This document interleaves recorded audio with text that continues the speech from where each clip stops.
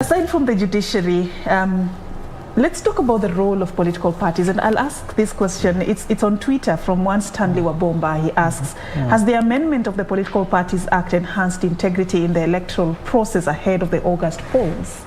Derrick. Well, interesting. Legally, it should have.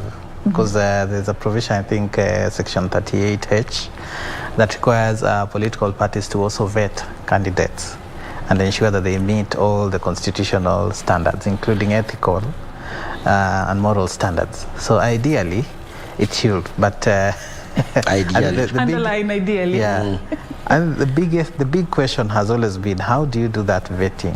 What tool do you use? What is the standard? And who is involved in that chain? So what we witnessed with the political parties during these nominations is that there seemed to be absolutely no form of vetting or clearing on ethical and moral standards. So I think it was everyone just came into the party, and some of them were cleared, some of them got they were allowed to participate in the nominations. So political parties are the first gatekeepers in ethical so they have a role, issues. They have a very important role.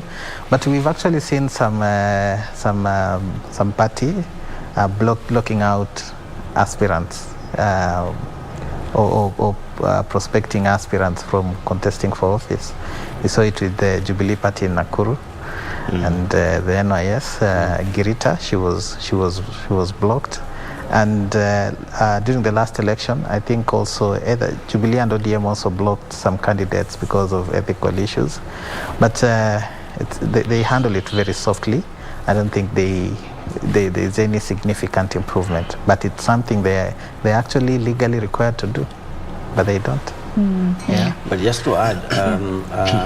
In terms of we had this when we all observed, and all Kenyans observed the political party processes. So we have a new phenomenon which has come into town. The idea of direct nominations, consensus building, negotiated democracy, and all those things. Now, what Derrick is pointing is actually could be a good thing if used well by the leadership of the political parties. Let's give it to them. The political parties really don't have the resources to be able to really conduct a totally clean elections. IBC requires over 40 billion shillings to even conduct national elections. Which political party has the muscle to be able to do something even close to that, even a percentage of that? I don't think they have that. But the idea of saying, let us sit and debate who comes on board, who we give tickets to, it gives opportunity to the leadership of the political parties, as Derrick is saying, to be able to actually vet. And the law provides that they can be able to provide a system. They all submitted nomination rules to the commission, the IBC, and to the ORPP. Within those nomination rules is how you want to vet your candidates, how you want to, there are codes of conduct which needs to be adhered to. So we would have hoped that they would use the fact that within that boardroom, they can be able to say Mulee does not look a very qualified candidate because he has been mentioned in this case and the other case and the other case. Therefore, let's save the people from this embarrassment by picking the right candidates. That is what we expected. Of course, the big issue for me, and this is what I wanted to add, is again predictability. How consistent is this?